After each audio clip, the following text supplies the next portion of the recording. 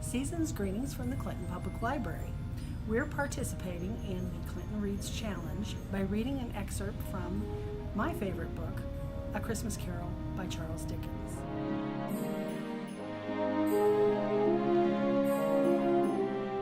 "A Merry Christmas, Uncle! God save you!" cried a cheerful voice. It was the voice of Scrooge's nephew, who had come upon him so quickly that this was the first intimation he had of his approach. "Bah!" said Scrooge. "Humbug!" "Christmas? A humbug, Uncle?"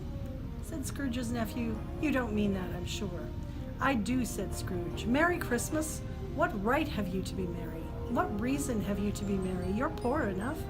"Come then," returned the nephew gaily. "What right have you to be dismal? What reason have you to be morose? You're rich enough." Scrooge, having no better answer ready on the spur of the moment, said "Bah!" again, and followed it up with "Humbug." "Don't be cross, Uncle," said the nephew. "What else can I be," returned the uncle, "when I live in a world of fools as this? Merry Christmas? Out upon Merry Christmas!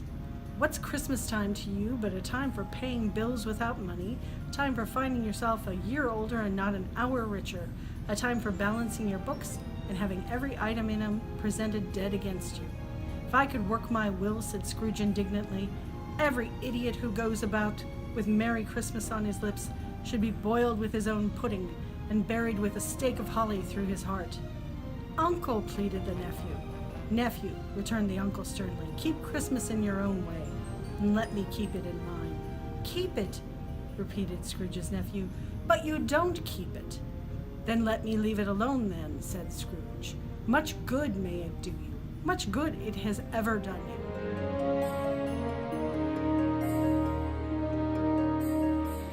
"There are many things from which I might have derived good, by which I've not profited, I dare say," returned the nephew. "Christmas among the rest, but I'm sure I've always thought of Christmas time when it has come around as a good time, a kind, forgiving, charitable, pleasant time, the only time I know of in the long calendar of the year when men and women seem by one consent to open their shut-up hearts freely, and to think of people below them as if they were fellow passengers to the grave and not another race of creatures bound on other journeys. And therefore, Uncle, though it has never put a scrap of gold or silver in my pocket, I believe that it has done me good and will do me good, and I say, God bless it."